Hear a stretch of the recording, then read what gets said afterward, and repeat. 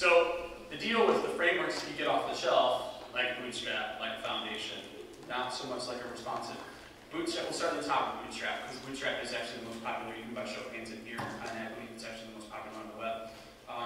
With version 3, they've gotten much better. But the thing with a foundation like Bootstrap, which I use, as well as a couple of the other ones, but the thing is with that, it comes with everything and the kitchen sink. So you have to make an effort to trim things out.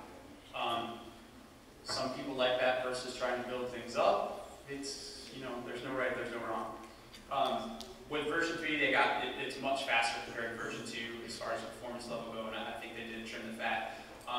It's not really design agnostic. There's a lot of styles that are put in there that kind of speed things up if that's the route you want to go, but if you want to change things, then it's kind of like, all right, which attributes do I have to hit on so I can wipe out? You guys know all that. Foundation is actually a little bit trimmer in that regard. It's got a little less out-of-the-box style direction that it gives you. But by far, responsive BP that James wrote is pretty lean and mean in that regard. It's pretty much visual agnostic. So it's one of those where it's got a lot more probably than what your base one does, Pete. But it's got a lot of bits and bobs for sure. But it doesn't really make any predetermined definitions on colors, sizes, whatnot. It's pretty mellow that way. So we talked about Bootstrap. We did talk about Foundation. Let's talk a little bit about responsive BP. So I mentioned that it was developed by James South. He is an actual Umbraco user, and I actually heard earlier today, or no, that was yesterday. Is Rusty in here? No. Oh, good. I can talk about him. He's actually working on a theme for the Marcello store. And if you guys haven't checked that out, you should. It actually is integrating a theming engine similar to what Shannon did for Articulate. You guys familiar with Articulate? It's a blog package for Umbraco that has a theme-based interface. And it's super easy to make a new theme. Copy, folder, paste, and do whatever the heck you want. So Marcello's doing the same thing. But James South is a really great front-ender. He spent a lot of time and energy on this. The responsive BP, it's just responsivebp.com, right, Erica? Yes. And it's got a GitHub repository. He'd really like you guys to check it out because it is pretty lean and mean. It's got all the best things from a lot of the frameworks that we're familiar with. He's also got some really interesting JavaScript add-ons for it, which is also pretty common with all these frameworks. You've got your CSS grid, you've got your base styles, and it basically comes with a series of JavaScript libraries that you can actually build on top of jQuery, where you can do some fun things, modals, tabs. You guys know everything that it does. But I really do encourage you guys to check out this responsive BP because it is something that was contributed to everyone by an Umbraco community member, and it's pretty good. I like it a lot. It's got some shorthand references that are very similar to some of the other frameworks, so you can pretty much easily make the jump. So that's kind of my only recommendation if you're using the framework. Give it a look and see if you like it better. So I really wish the audio was in the beginning thing. I'm so terrible. So I really put this together as an understanding that we need to take a look at the past to kind of see where we are today. As a web development, front-end web development community, I think the intention's always been there to do it the right way. And I'm pretty sure that we're at the right way right now. I have been seeing some trends that designers are really trying to mess it up a little bit again, with wanting to integrate bigger images and more imagery for the mobile experience. And I don't necessarily know if that's a worthwhile cause. You know, picture's worth 1,000 words if you got time to sit around and think about the 1,000 words that picture's worth. But if you're accessing it on a mobile device, even if it's considered your personal computer at that point, I think you're still wanting to use it to get information quickly. So one of the things that we struggle with on a daily basis is responsive content. So we've talked about imagery and things like that and the way that the look of the page relates to the device. But do you really need every ounce of your content on the mobile version of the site? Do you need 3 layers of navigation deep? You know, is that paragraph that basically decorates a concept about what your company or product does? Is that so? each one of these frameworks has little features built in where you can say, hide at this resolution, basically, or show at this resolution. But is that necessarily enough?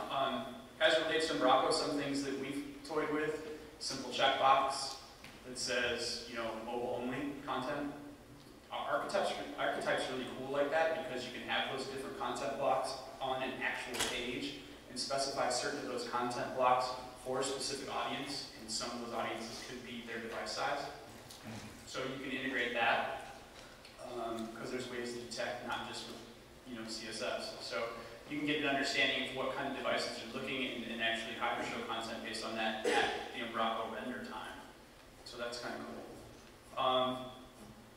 But really, the big key to walk away with today is when you're looking at this, when you're having your conversations, when you're in your meetings with your clients, your bosses, the big thing is to not disrupt the flow of what's supposed to be going on. The design really shouldn't get in the way of that. You know, it shouldn't get in the way of the desktop view, the mobile view, whatever. So, you know, let your day-to-day work fill the container. And even to go back with Doug, let it fill the container in here too, you know. It's not just another job, it's not just another project. Let it be something that at the end of the day is fulfilling to you. So my advice, be like water. That's all I got. If you guys want to have a conversation, because I think I've got quite a bit of time left, although I didn't start my timer running until late in the presentation. 10 minutes. About 10 minutes. What do you guys want to talk about? Yes. Oh! Wait. Sorry. Thanks for making eye contact. There we go. I remember, this is an aside from the presentation. So who has Twitter accounts in here? Okay, those of you that aren't raising your hands, sign up for a Twitter account. Follow some key people in the room. Follow some key entities in the community. There's lots of information that goes out there in quick little, you know, 140 character bites that can keep you clued into what's going on in the community, what's going on in the world. A lot of the people in our community do things outside of Umbraco that are actually pretty impactful as well. And when you follow someone on Twitter, it's maybe not all about what's going on in the Umbraco community, but it might be something that's very interesting to you, because I think outside of Umbraco, I think a lot of the community has a lot of similar values and hobbies and beliefs. So it's just a great way to expand your professional network, get tapped in, but also expand your personal network as well. Maybe meet really cool, interesting people. Erica, what else should I mention as far as that goes? Follow at Uwestfest. Follow at Uwestfest. Yeah. Uwestfest. Yes, at Uwestfest. At Uwestfest. At Uwestfest. I've been live tweeting a lot of the sessions today. Did not live tweet mine, obviously, or maybe I did. What? That's why I was having technical difficulties. I was tweeting instead of trying to get PowerPoint to work. So yeah, do you guys want to talk about anything? Yeah, Niels, what is the results of your poll so far? I don't know, somebody's hacking it. Wait, there was a live interactive poll? I took it. I took it. I took it. I didn't see it. What is the live interactive poll? Git versus Jeff. If you were on Twitter, you would know. I'm busy. Licorice was awesome about it. It's a picture. Oh, Jesus. What is the live interactive poll? Why didn't you just go on Twitter? Because I don't even think I have my mobile. It was a GIF or that other thing. Oh.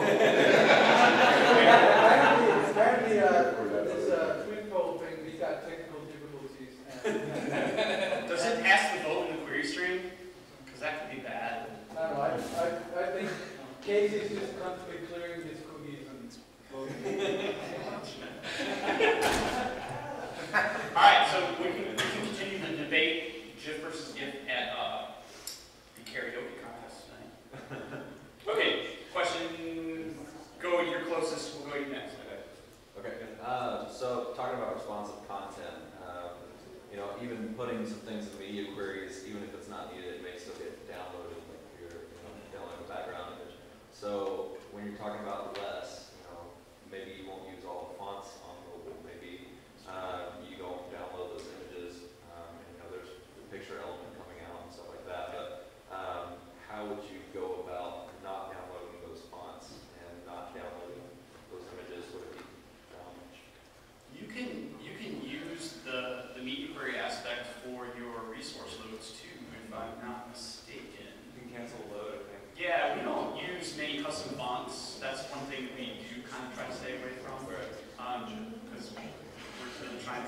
anti-designer.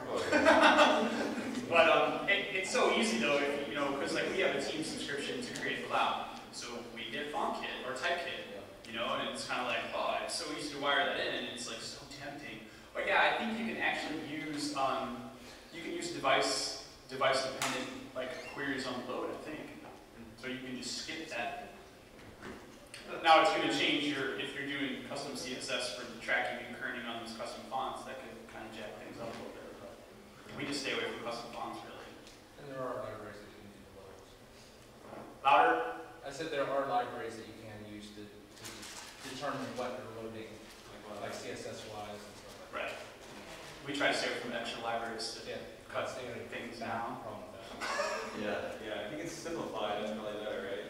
Yeah. So I guess a related question, how do you usually handle, I mean, if you have images that you need to responsibly adjust, because sometimes we get that all the time with clients who want to have this image they love, but they want it to be visible as you go down. Like, how do you dynamically do that without having to have different versions of it? I'm actually using Slimage, the Slimage package on Umbraco, because that integrates with the image processor that is also a James thing, right? Is that in the core now? Anyway, but the Slimage is a simple add-on. It's a jQuery or JavaScript. It's got 2 simple parameters I think that you can set. And then the only thing you need to make sure to do, we've noticed is a little hinky, like if you have a content rotator, which I hate, but clients seem to love, you need to just put a special call in to get that next image in line to actually hit the Slimage to make sure that it loads the responsive image. So. Okay, and I guess does it tie into the image cropper in Umbraco so you can see where the focal point is? Yeah. So pretty much the way we do it now out of the box, we're using the image cropper and we just hook up Slimage to it, and then I just write the Razor script to get the image that Slimage is wanting us to get. Sweet, thanks. Yeah, there's some really good write-ups online about that too through our. Still, Bob, though, it still tries to do it proportionally, right? Like, you can't change the actual view of the image on the mobile device, right? Like say it's a Gaia computer with a bunch of background, and you want just that part of the dial. Yeah, with the cropper focal point. So you can set multiple crops. So you can set like a mobile crop, you can set a tablet crop, you can set, so you can name them however you want. And so it's got a specific starting pixel dimension, and then you can set the focal point. You set the focal point for your main image basically, and then the cropper tool actually uses that to make the crops on the various sizes. It's really awesome. Remember, this wasn't supposed to be a how-to. Because I'm not Is it Slimsy? What? Slimsy? Yeah, it's Slimsy, and Slimsy I think uses the Slimage library. Oh, got it. Okay, cool, great. That is the package though. Awesome. Anyone else? Yes. Just in general, has anyone thought of a neat workaround for if we're using Bootstrap and they have the 12-column grid? So say I don't want the 12-column grid, I want to have smaller grid portions and breaking it down instead of just making here's another column, okay, and then I'm going to put another column inside of that column, another column inside of that column in order to load them the right way. So on Bootstrap, you can, instead of downloading it, you can go to Customize, and you can actually set the grid. So you can set the grid, and then you get a special download that's based on that number of grids that you set. Another cool thing you can do there, and this is also an annoyance with most of my clients because they want to have 10,000 menu items across the horizontal nav. So what you can do is you can also, through that customizer, set when you want the nav to collapse. So on most of my sites, instead of making the nav type really small so you see it all, I just collapse it on the tablet sizes too. Yeah. So you can preset that through that as well. And then you get a nice neat package that's already pre-configured. So through that customizer, you can actually preset everything.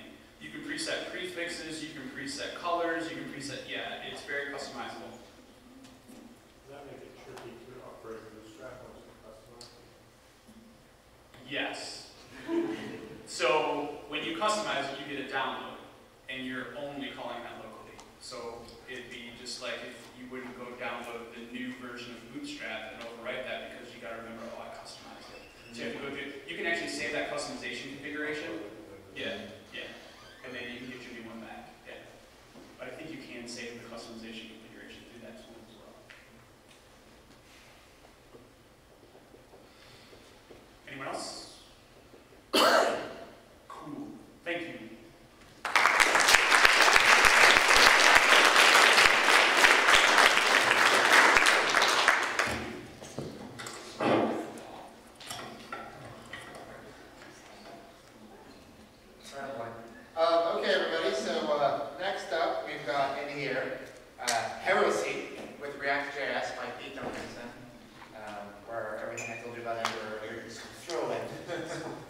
And then Mark Bowser's going to be over in the other room doing content deployment and QA scenarios around that. Courier, non-courier, and other stuff. We've got about 6 minutes.